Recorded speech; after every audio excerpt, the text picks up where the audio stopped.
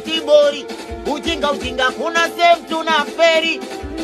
Simba walipata goli, refa wakati wala kulikata, ila mshika kibendera likariri, lile goli la Simba kalikata. Yani natomana mnyama nalia narefa, wanangu Simba nalia narefa, o jamani mnyama nalia narefa, we nasema Simba nalia narefa. Yani shida na furugu kitimtimu, walicheza ujinga pale kati maasimu, kaingia mwamba Sindo Selemani mwalimu, kupiga kichwa goli yakawa kata stimu. Na ndo maana mnyama nalia narefa, Simba nalia narefa.